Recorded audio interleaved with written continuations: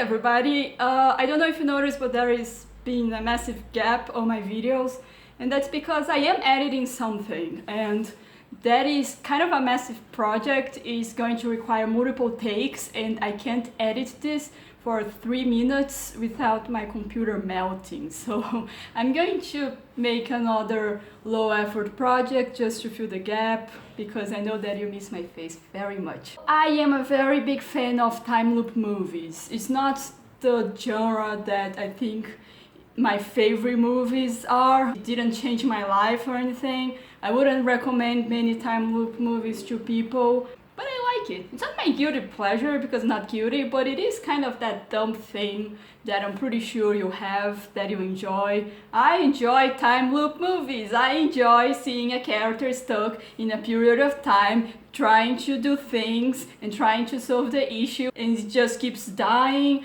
or fucking up or whatever. So let's talk about that. Let me explain the tiers on the tier list. We have the flawless tier, which is on the top. We have the flawed tier below. And let me explain exactly what I mean. What I mean is that when you're talking about time loop movies, you're not talking about cinematic masterpieces. So I'm not going to rank it in S tiers, A tiers, or whatever. I'm ranking them as, does the movie succeed at what it's trying to do? So it's possible that you have a theoretically better movie on the flawed tier because they fucked something up that might not be that big of a deal, but it does impact a little bit on the experience. And it's possible that you have a really dumb movie on the flawless tier because it is a dumb movie. You know it is a dumb movie. If you expected anything else, it's your fault. They pull off what they want to do pretty well. Below that, there is last. What this means is, it's not technically a bad movie, but you should watch everything else on this list before you watch this movie. Because it's not bad, but it's not good. There are better ways to spend your time. If you're thinking, man, I really want to watch a time loop movie, don't watch this, watch the other ones, they are better, but they're not bad. If you're like, I want to watch a new time loop movie, I have watched everything else on this list, then yeah, sure, go watch it. You will get entertained. And below that, there is the tier called nap. I have a criteria for me to judge bad movies.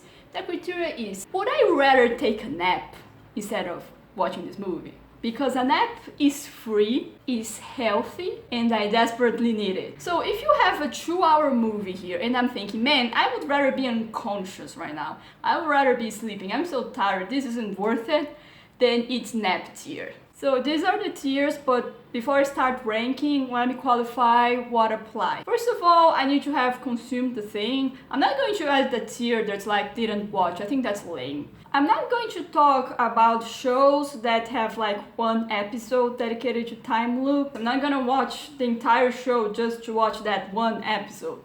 Which means I'm not going to talk about Haruhi Suzumiya. I'm not sure if I would have talked about it anyway, even without that rule, because it's bad, it's boring, it's annoying, but that's the point. So it's bad, but it's good because it's bad and just breaks the entire universe. Also, I am not going to talk about works in which the loop is a spoiler. So yeah, I'm not going to be talking about that anime. And I'm not going to be talking about works about time travel. This one you're gonna have to believe me on my judgment because it's a little hard to find.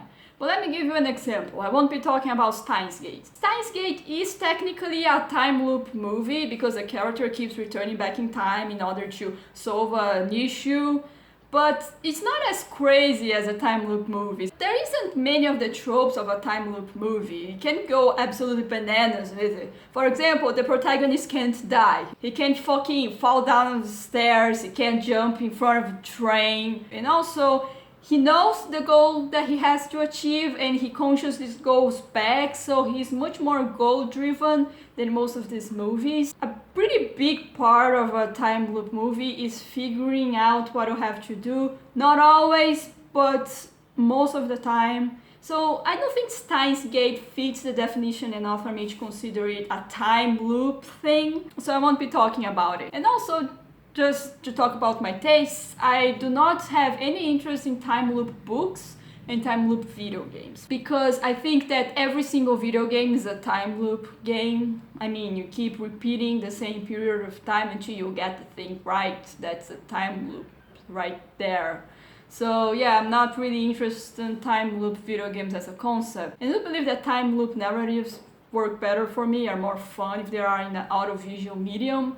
So books don't really interest me. Now, I'm not saying that those are bad, I'm just not interested in checking it out. So with that being said, let's talk about time loop work. Starting with the grandfather of all time loop movies, Groundhog Day. Groundhog Day is pretty old, and you should keep this in mind when you're watching this movie. When you watch this in the context that we are today, in which I have a literal list of time loop stuff in many varied settings, in many varied ways, it technically doesn't hold up. It is a little more boring, a little more slow paced, but you need to understand that in the context this movie came out, it was a more unique story.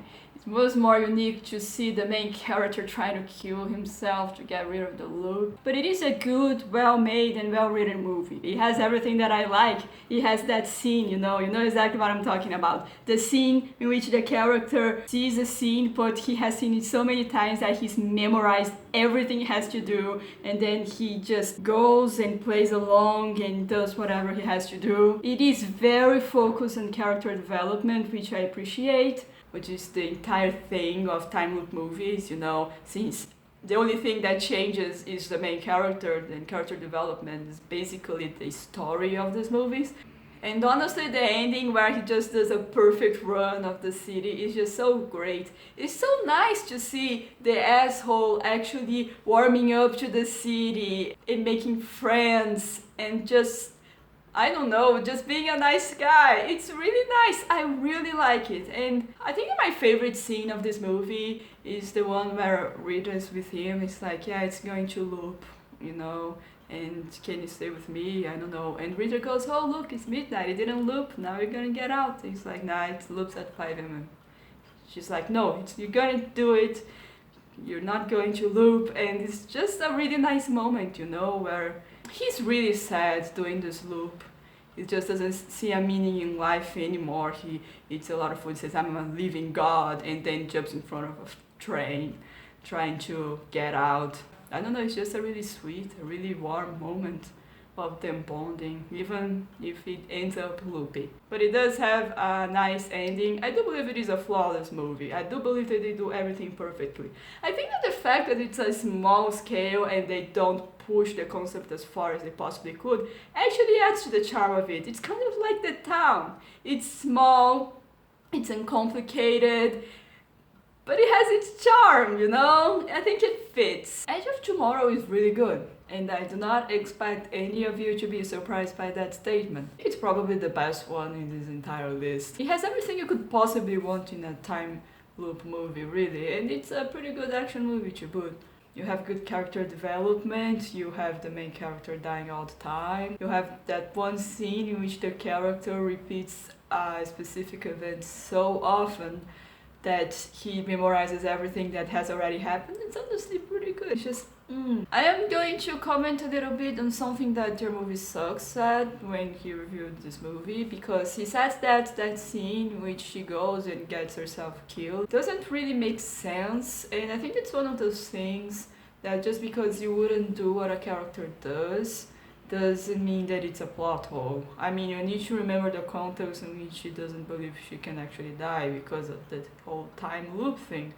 And I chose to interpret the scene as her being really sad and angry because she had to go through the time loop so many times, and she had to watch many people that she loved die, including apparently a guy that she couldn't save. And I think that she's really angry at Tom Cruise because he's trying to save her and trying to have what she didn't have, and she's like, well, you're just gonna have to live with the heartbreak of killing me. You're not going to get away with it having your feelings intact. You're going to sacrifice your feelings and save your country, just like I did. That's my interpretation of the scene anyway. Good movie, gonna put in the flawless, definitely worth checking out. Source code is boring.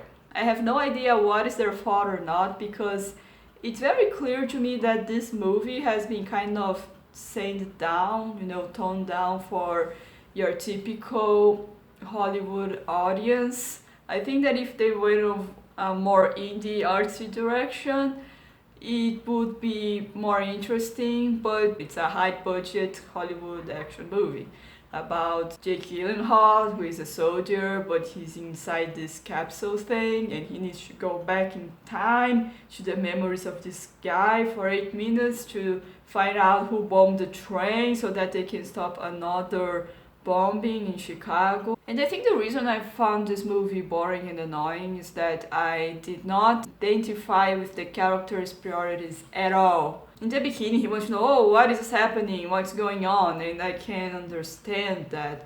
But when the lady says, well, there was a bombing that happened, we need to find out who did it so we can stop millions of people from dying, then to me, that would be enough. I'd be like, okay, I'm going to do it. But he keeps like insisting, oh man, I want to talk to my dad. I want to Google what this organization is. What are you even gonna do if you find out? You're gonna leave? They got you locked up in some kind of capsule in the middle of nowhere. Yeah, if I Google who did this, I'm just gonna get out or something. But then he starts becoming like very interested in protecting the people on the train. He goes like, well, I saved one woman that was there with me, and they were like, well, we didn't save her. You were actually in some kind of computer simulation on the person's brain.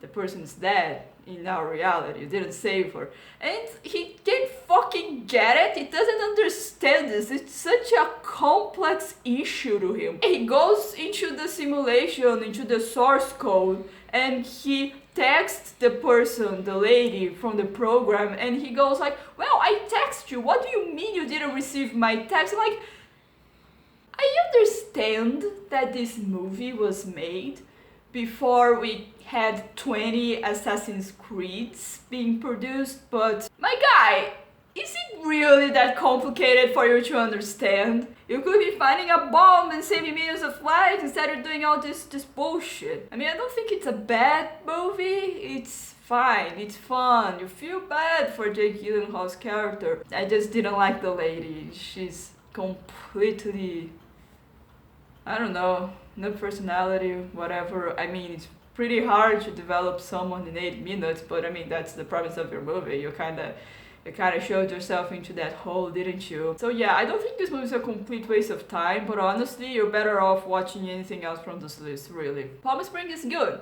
I liked it, I enjoyed it, it's pretty fun. I like the twist in the formula, that instead of having one character in the movie find out that they're in a time loop and then trying to get out, you know, that you have another character that is already in the loop for quite some time and then the main character gets sucked into that. I think that it's a pretty good movie. I like how they managed to turn it into a metaphor for marriage. I think that having that kind of thematic cohesion, pretty awesome. I like the chemistry between the two characters. I gotta say, there is something about this movie that I don't like. I don't think it ruins the movie. For me, it's still a pretty good experience.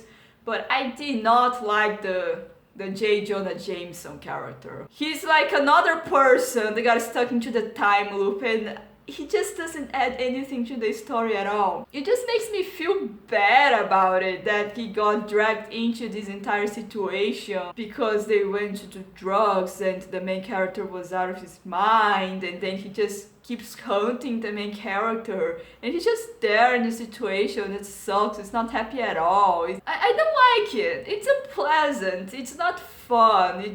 And honestly, it ruined the ending for me. When I was watching the ending, you know, where the lady discovers how to get out and they were both in the cave, I was like, what about J. Jonah Jameson? What are you gonna do about it? You're just gonna leave him there? And yes, I have seen the other scene after the credits in which the J. Jonah Jameson character figures it out because the lady told him. But first of all, the ending is already ruined. The experience of seeing it was already really bad. You're not going to be able to take the first viewing of the ending away from me to show it again. The first impression was already ruined. And second of all, it was still a pretty shitty way to communicate that to him. Yeah, the lady left him a fucking phone message. When is the last time you have checked your phone messages? And you're not even stuck in a loop in which you have experienced everything in your life millions of times. What possible reason could this guy have had to check his phone messages? You'd think that releasing this guy from hell would be more of an importance, more of a priority, especially because you're in a time loop, so it's not like you have a time limit. Just go drive to his house and tell him in person. Jesus fucking Christ. So yeah, this movie is not flawless, but it's still very much worthy of your time. I liked it, I like the characters, I like the setting. I like how colorful it is too. I like movies that feel like they're alive. The writing is pretty, and it's just a nice movie. And you might even enjoy it. Maybe the J. Jonah Jameson thing was just a personal thing for me. Might like it more than I do. I recommend it. So yeah, we have the Kagerou Daze. Yeah, that Vocaloid song, I'm putting it here because it's about time loops and I listened to it. Pretty good song, gonna put it in flawless. In case you're not aware, Kagerou was this entire Vocaloid project that June made a bunch of songs relating to characters, and there was a story, there was a manga, and then made an anime. I didn't watch the anime because my friend watched it and told me that it fucking sucked. Music is good though, go give it a listen, it's pretty nice. Matryoshka is a good show. I love the presentation, I think that it looks great, I think that the writing is great, I think that the characters are really good. I love the premise, it's great to see characters developing, and I like it. That's the entire reason that the loop exists, because they were supposed to find each other and help each other out. I think that it's really sweet. So yeah, I do recommend you checking it out. I think that it's really good. I don't have a lot to say about it because it's a show and there's a lot of things going on. Yeah, it's a good show. I recommend you checking it out. I just don't think it's flawless. Okay, how do I explain this? Like, the two characters were meant to meet each other and help each other out, which I think is pretty sweet, but they end up in different realities. And the lady is trying to get the guy to not kill himself, which, you know, makes sense, it's very important. But the guy is desperately trying to make this lady not fuck the guy. I'm just like, okay, there's no way it's that important, it's that urgent. Right? And apparently the universe broke in the end or something. It just sucks. But the show is really good. Go check it out. It's great. Happy Death Day. It's a slasher movie. The lady is getting killed by the killer multiple times. She's stuck in a time loop. The killer wears this stupid mask and keeps killing her. Honestly, it's pretty basic, it's pretty dumb, but it works because it's a time loop movie. You know, like one of those horror movies where you go like, oh, the character is so stupid, why doesn't she do that? And like, she can make as many mistakes as she wants, she can be as stupid as she wants because it's a time loop, there are no consequences. There's even one person says, dude, you're in a time loop, just by process of elimination, you can figure out who it is that is trying to kill you. And yeah, it's not a masterpiece or anything, but honestly, if you get disappointed by this movie, it's basically your fault. That's why I'm putting it on flawless, and that's why I did the entire intro, because specifically of this movie. It's nice, it's a nice movie, it was fun. I don't think it even qualifies as horror, maybe it's just a comedy or something. So tell me, what are your favorite time loop works of art? What are your favorite time loop movies or series and shows? Please recommend some so I can check them out. And why don't you tell me what would be your time loop music? You know, the one that plays in every loop in the morning when you wake up so you know that you're in a time loop. I think that mine would be Mr. Blue Sky. You just wake up for the 20th time on the same day and then just dun, dun, dun, dun, dun, dun, dun. I think that would be my time loop music. So yeah, I'm still editing my video. Please stay and don't unsubscribe so you can watch it. I'm putting a lot of work into it. I'm talking about something that I really like, and see you next time.